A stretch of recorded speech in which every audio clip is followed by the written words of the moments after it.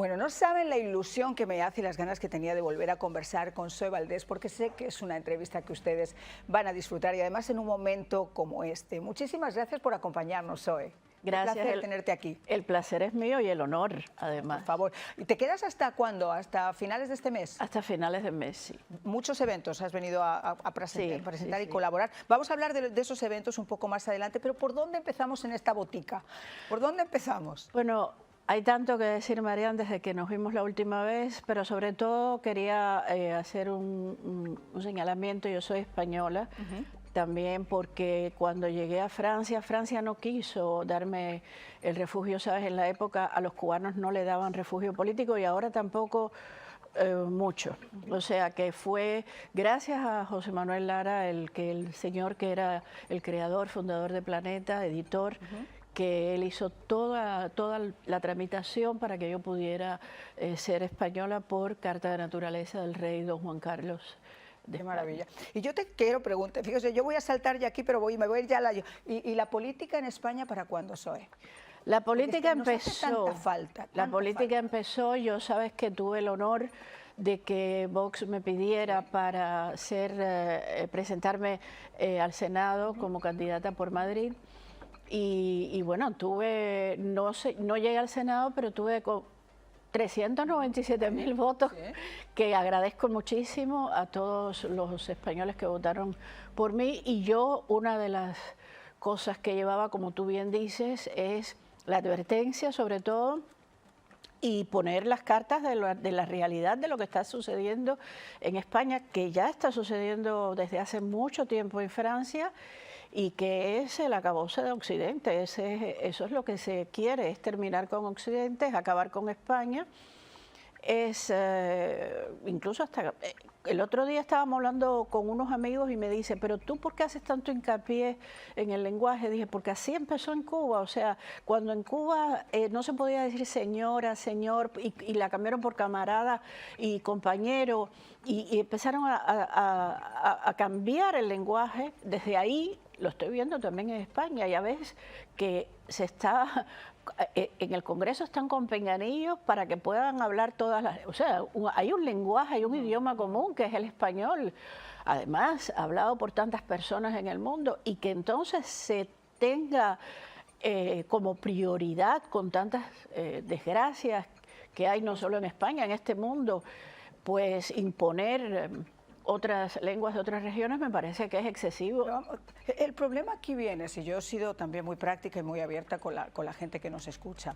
Yo he escrito también algunos editoriales duros contra el presidente español, porque me niego realmente a reconocer que una persona que nunca ha sido escogida en las urnas, una persona que a golpe de traición y a golpe de pacto ha logrado poner sus posaderas en Moncloa, un individuo que cuanto enemigo ha tenido España ha sido el que ha necesitado para poder llamarse presidente o mal presidente. Lo que está haciendo realmente en nuestro país no tiene nombre. O sea que nosotros, yo te comento, yo era periodista en la época de ETA, me tocaba vivir la época del famoso Triángulo Dorado, donde había atentados todos los días y te hacían la operación Jaula. Yo he visto una niña salir del coche sin piernas y su mamá sin brazos en el atentado de Irene Villa, con un tape tirado en la cabeza al comandante Villalobos, con partes en los semáforos. Cuando uno recuerda ese olor a carne quemada y a pólvora y a sangre, ver a esos individuos sentados en el Congreso y que haya todavía que rendirles pleitesía, de verdad que es de juzgado de guardia. En España hemos llegado a un punto de corrupción, a un punto de insanidad mental, es impensable. O sea, a mí me dicen que esto llega a pasar hace unos años y te digo no, pero me ha pasado como a ti, lo adviertes y la gente es tan prepotente que te dice, Cuba, Venezuela, Nicaragua, nosotros somos España, a nosotros eso no nos va a pasar. Y se las están metiendo, pero así como que poquito a poco. Al primer lugar que fue Pedro Chávez, que es como le dicen, Pedro Sánchez, fue a Cuba a recibir instrucciones. Esa fue su primera visita como presidente, como tú bien dices, no electo. Y después, la primera persona que él recibe es a George Soros en Moncloa.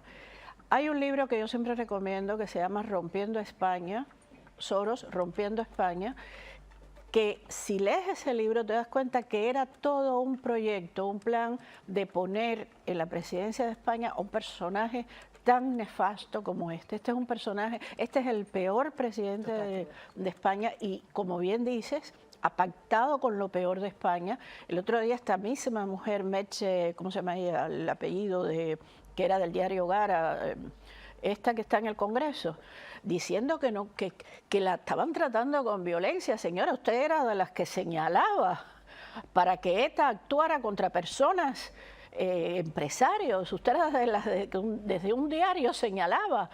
O sea, era una chacurra de la información, que para el que no sabe en vasco es una perra de la información. Exacto. Cada vez que nosotros íbamos a cubrir algo, con los palos de las icurriñas, de las banderas, decían que nos agredieran. Y esto es lo que está pasando en España de una manera muy rápida, porque yo diría, es verdad que tiene mucho parecido con lo que ha pasado en Venezuela. La gente dice, no, porque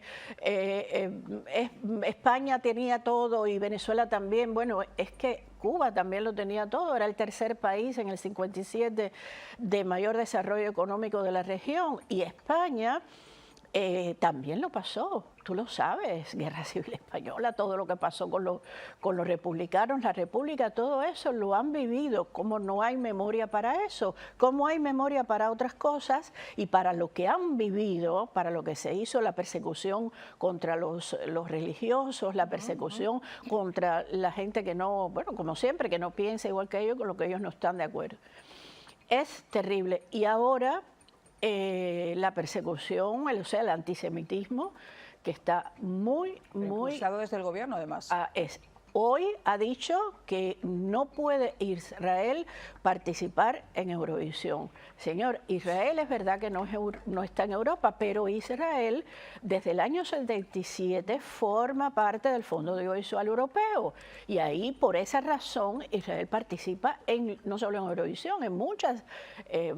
Hace 3 días dijo que Israel era un estado genocida y obviamente tuvieron que mandarle la embajada a aplicarle un poquito de doctrina, porque estamos viendo unas cosas desde España que son para frotarse los ojos. Yo cuando comencé a ver y hablaba de los cachorros maduristas de Podemos, de cómo se recibía ese dinero y esa inversión por parte de Venezuela, y se negaban evidencias, y había prensa cómplice, porque aquí estamos viviendo además en un modelo. No sé si tiene tanto que ver, porque yo creo que esa agenda woke está también impulsada de alguna forma por ese hasta neocomunismo, si quiere llamarlo, sociocomunismo, no sé cómo llamarlo, pero es la misma doctrina. Vamos a apartar a Dios de sus principales estructuras, que son la familia y su Dios, como lo quieras llamar. Vamos a que no exista separación de poderes, vamos a tratar de captar todo. Y tú lo ves modelo por modelo, incluyendo aquí en Estados Unidos. Sí, pero fíjate que incluso en el libro aparece esto, el wokismo es una de las palabras que ellos han amoldado a lo que es el socialcomunismo de toda la vida. Lo que pasa es que ellos se van transformando, van creando palabras, van creando un neolenguaje, y ahí como tú bien dices, van metiendo de una manera muy subrepticiamente, pero te la van colando. Y lo terrible es que todavía en España el otro día vi un video muy interesante sobre eso. Con tal de que no gane la derecha, con tal de que no gane la derecha, cualquier cosa. Y se van a ver en la situación de Cuba, en la que ya los niños están muriendo de hambre, como dijo el padre Alberto Reyes Pías, con Castellón Confidencial, en el último programa, lo entrevistó, y él lo dice: en Cuba están muriendo niños de hambre. Y eso llega con una rapidez, se instala y no se va nunca más, porque ya ves cómo estamos nosotros. Yo quisiera que habláramos un poquito de cómo la propia, a veces estamos viviendo en un momento donde la propia derecha es caníbal. Y yo, por ejemplo, lo viví en España. Y yo no puedo entender, y he tenido aquí representantes del Partido Popular, tuve la oportunidad de hablar con Feijóo cuando estuvo aquí en su visita, y yo con muchísimo respeto le dije: la culpa de lo que ha pasado la tienen ustedes. Solamente a ustedes se les ocurre ponerse a demonizar el único apoyo ideológico que tienen en España sin tener una mayoría. Si usted tiene una mayoría que dice que a mí me sobran votos para poder hacer lo que quiera, voy a demonizar a Vox, que es el otro partido de derechas. Pero si usted sabe, de centro-derecha, derecha. Pero si usted sabe realmente que no cuenta con esos votos, ¿cómo se te va a ocurrir hacer una campaña negativa contra el que pueda apoyarte para sacar a este individuo? Bueno, fíjate, no son todos, porque el otro día también oí a Esperanza Aguirre decir muy lúcidamente, decir... Abascal fue un héroe en el Partido Popular, o sea, hay mucha gente del Vox que vinieron del Partido Popular y que sencillamente lo que pasó es que en el Partido Popular se instauró una visión cobardica de la realidad, y eso hay que decirlo. Feijóo estuvo en el 2016 en Cuba. Si tú pones en Google Feijóo Cuba 2016, vas a ver las cosas que decía Feijóo en Cuba, que yo se lo pongo constantemente en Twitter. Señor, usted no ha pedido disculpas por esto. Que Galicia, él era el presidente, iba a ser la puerta de Cuba al castrismo para Europa. Entonces, si usted mañana es presidente de España, ¿qué va a hacer? Lo mismo. Y luego, todas las veces que fue, creo que fue 2 veces, que el modelo que él aplaudía y apoyaba el modelo que Cuba había elegido. Entonces, eso con Cuba, pero tú sabes muy bien, Marian, que toda vez que hay que hacer una alianza, ¿con quién hace la alianza? Claro. El Partido Popular, sobre todo en la Unión Europea, en el Parlamento Europeo, pues con el PSOE y con todo lo que estamos pasando. Los agricultores, fue lo mismo que pasó en Cuba, o sea, acabar con el campesinado, acabar con la agricultura, porque el modelo de la Unión Europea, que es como le llamamos a algunos, es la URSS. Es un sistema totalitario de acabar con la alimentación más elemental, acabar con los trabajadores más que tienen menos protección, porque el campesinado tiene muy poca protección. Bueno, los ganaderos, mira el tema de los excedentes de leche, por ejemplo, que tienen que tirar galones y galones y galones de leche, o no pueden exportarlas a Europa para no tener que estar en este caso... Los campos de olivos. Es que es muy difícil realmente en Europa, hablando de Europa, entender cuál es el modelo que hay ahora mismo en Europa. Y voy a ponerte el caso de Cuba para hacer el cambio a Cuba.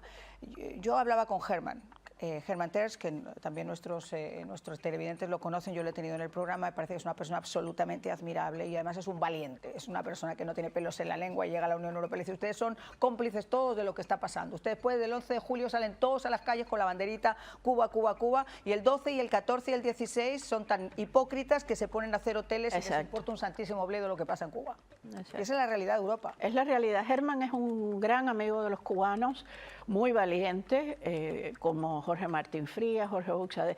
Yo creo que hoy solo Vox se da cuenta, no solo desde luego de lo que está pasando en España, sino de lo que está sucediendo desde hace décadas en Cuba, porque lo han interiorizado y porque saben, han comprendido que el modelo para España es ese, y que eso no es un modelo que va a sacar a España hacia ningún lugar, al contrario, la va a hundir y la está hundiendo. Vamos a hacer una pausa, si te parece. Vamos a regresar en solo unos instantes, ahondando ya en lo que está pasando en Cuba. Como una mujer, además una mujer muy valiente, logra enfrentarse a todo eso. No crean que es fácil, ella misma nos lo cuenta en instantes.